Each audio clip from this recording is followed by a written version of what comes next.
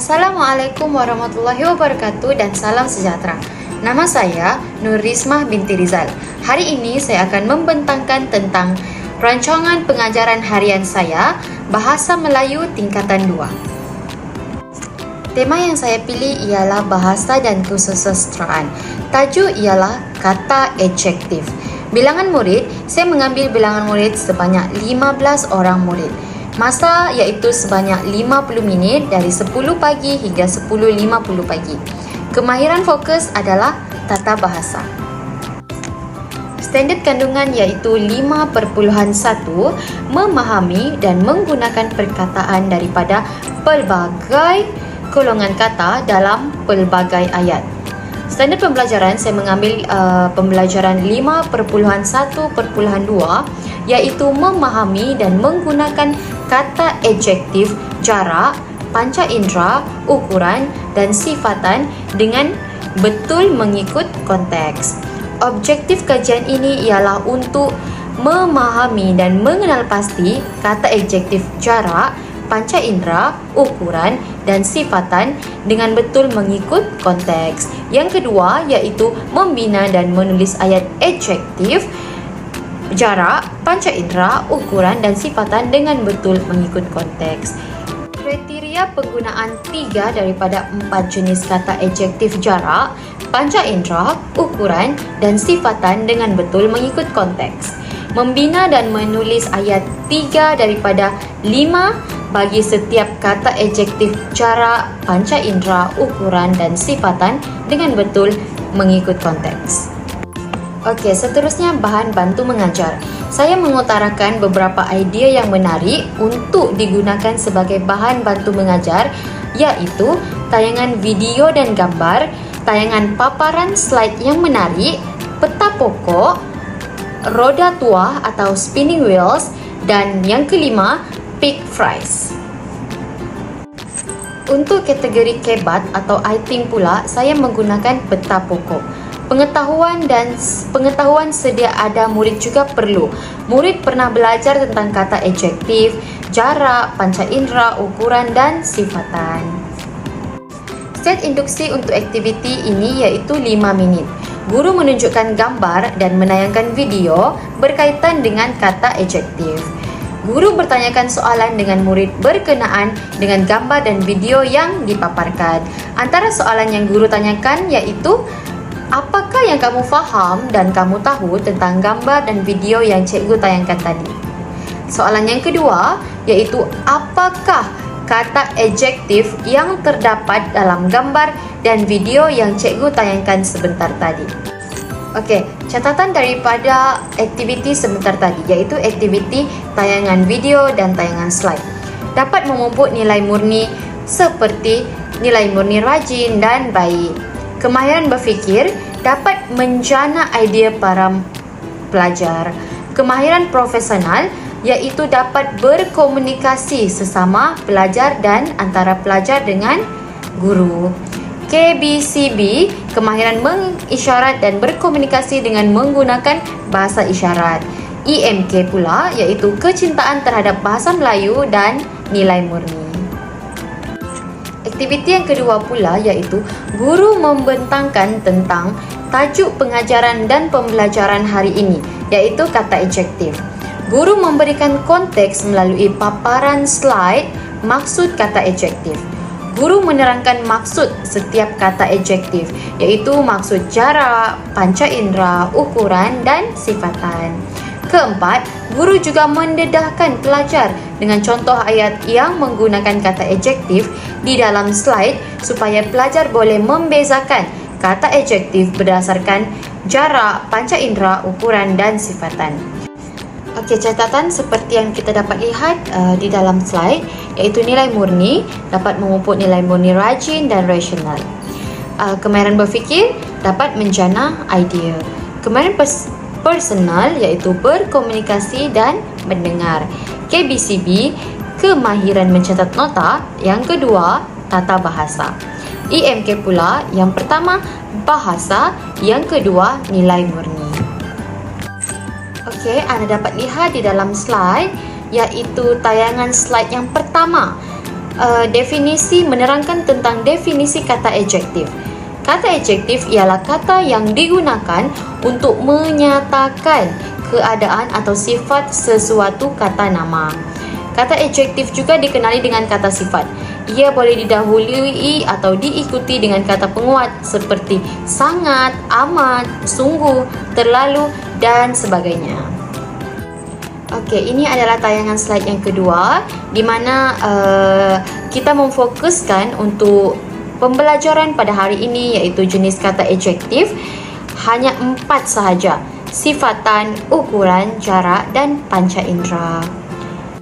Okey, seterusnya tayangan slide yang ketiga.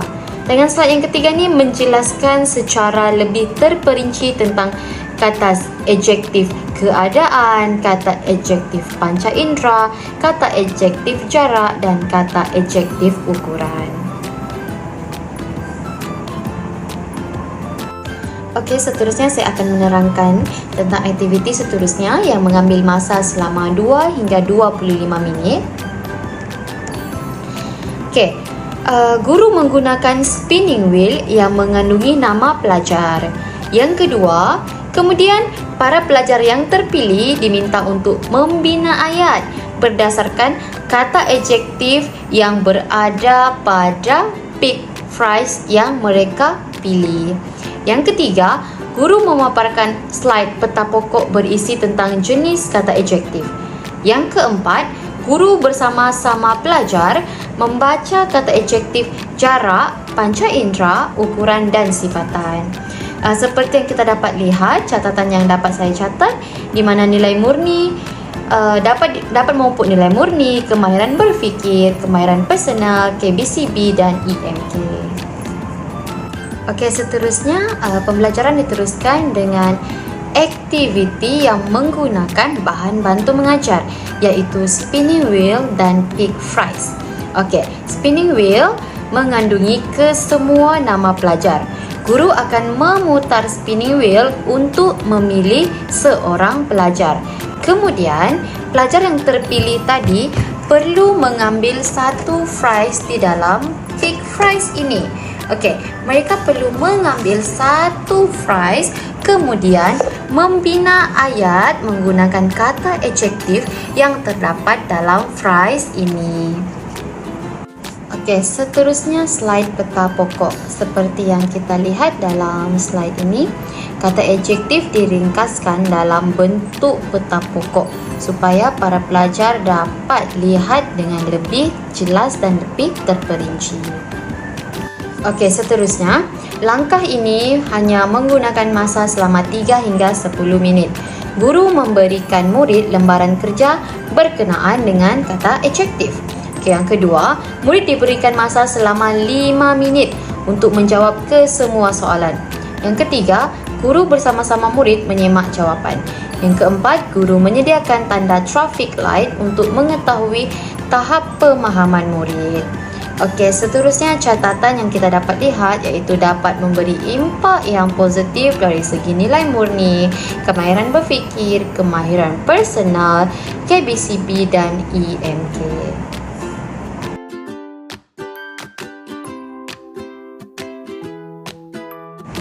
Okey, untuk penutup pembelajaran hanya mengambil masa 2 minit sahaja. Guru bersama-sama dengan murid mengulang semula isi PDP. Yang kedua, guru bertanya kepada murid tentang aras kefahaman mereka.